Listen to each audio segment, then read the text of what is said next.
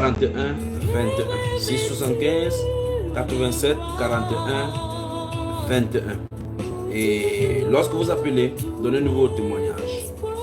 Donnez-nous ce que le jeune fait. On va prendre la phase de témoignage là. Où est celui que j'appelle pour le piano ici depuis? Qui est là?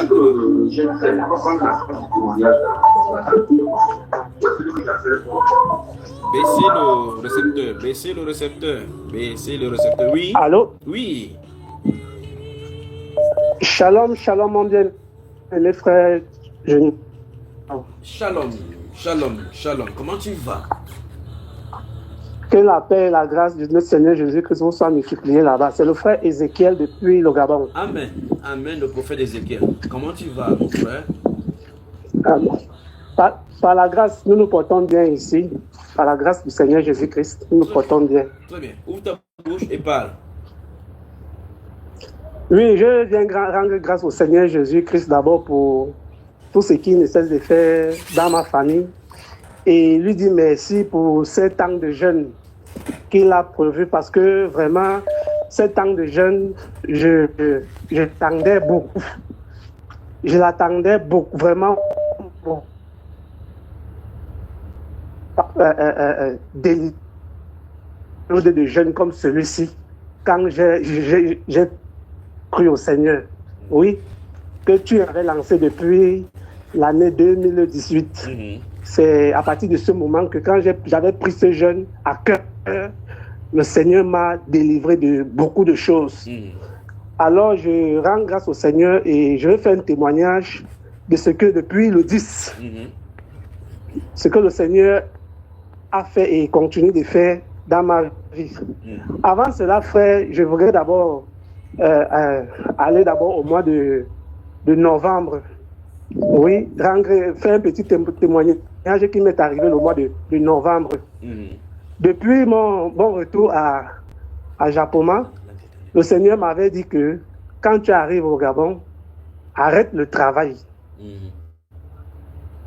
Vraiment, j'ai raisonné avec le Seigneur. J'ai boudé, ayant beaucoup de difficultés, de dettes. J'ai boudé. J'ai vraiment beaucoup boudé avec le Seigneur. Et il a laissé ça comme ça. Mais au plus profond de moi, il y avait toujours quelque chose, une voix qui me disait que arrête, tu es venu au Gabon, ce n'est pas pour te battre. C'est pour moi que tu es venu au Gabon. Une voix me disait toujours ça. Et je forçais. Mais durant le mois de novembre, au début du mois de novembre, je suis resté. J'ai dit, Seigneur, c'est d'abord depuis la période le chrétien et le travail. J'ai écouté cet enseignement et j'ai réécouté encore. Alors, je me suis mis dans la prière. J'ai demandé au Seigneur, Seigneur, le travail que je fais au Gabon depuis 20 ans, la coiffure, est-ce vraiment la position que tu m'attends? J'ai posé cette question au Seigneur. Je lui ai reposé la question. Dans la prière, j'ai insisté. Et je disais toujours au Seigneur, Seigneur, pourquoi tu m'as amené dans ce pays, le Gabon? Et pourtant, quand j'ai quitté au Cameroun, avec les amis, on partait en Espagne. Et les autres sont partis, mais toi, tu m'as amené au Gabon. Pourquoi? Je lui posais la question.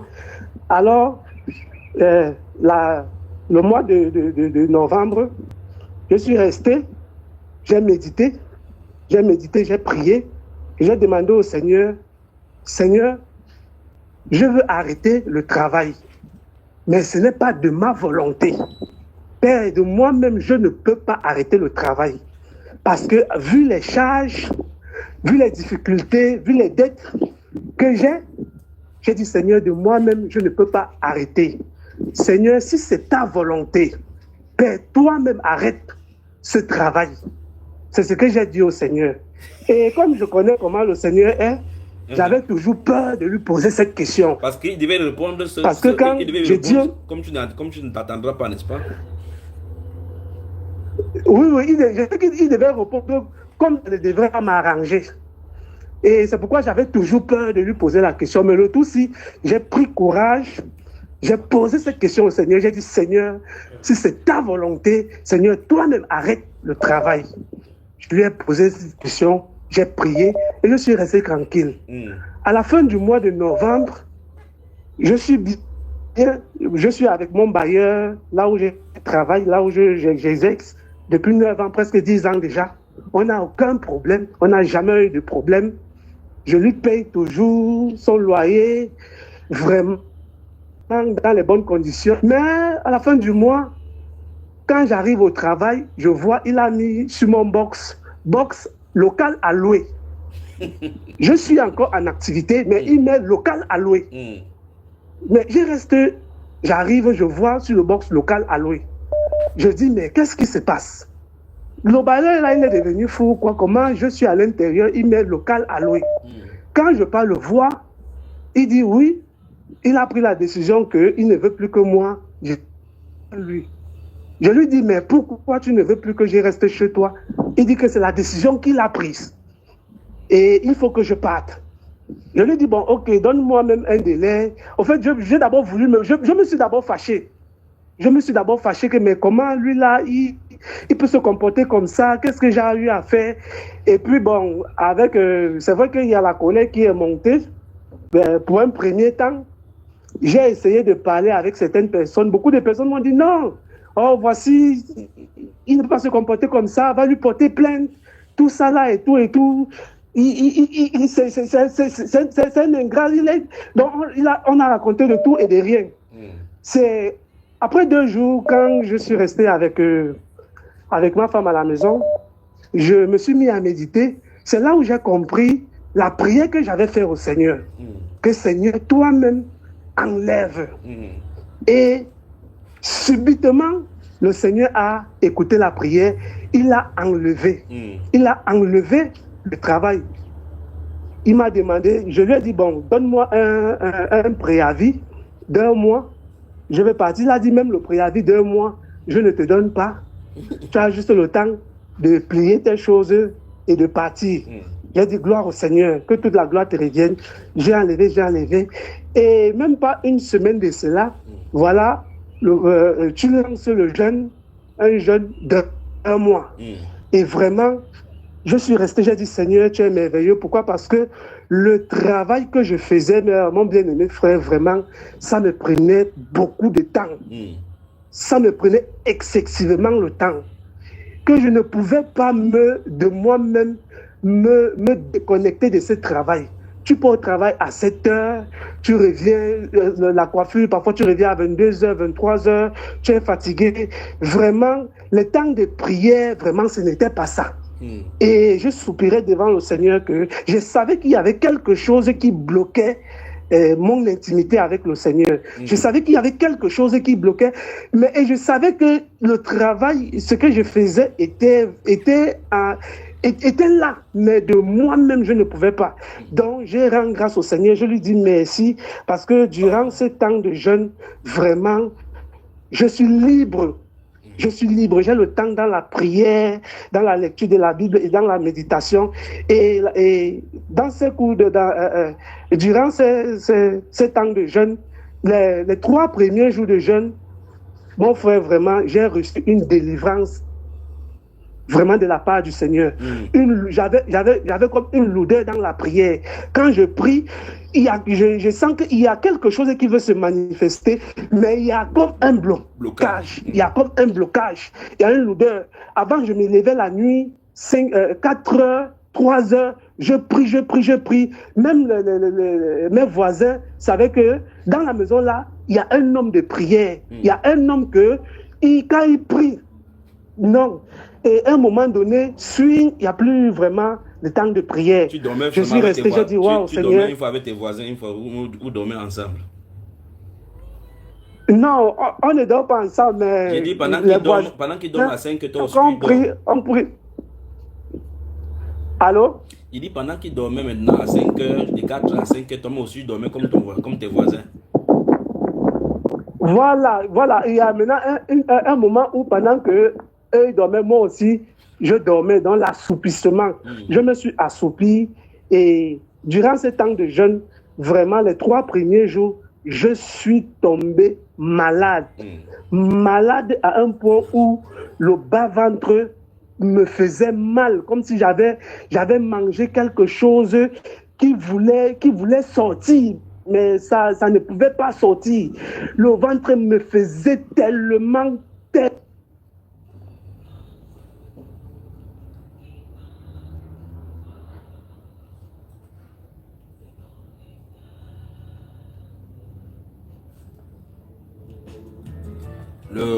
Le frère Ézéchiel, si tu nous entends, certainement tu as appuyé sur ton silencieux. Et on ne t'entend plus. On t'entend. Si tu m'entends, alors vérifie ton téléphone, tu as appuyé sur ton micro.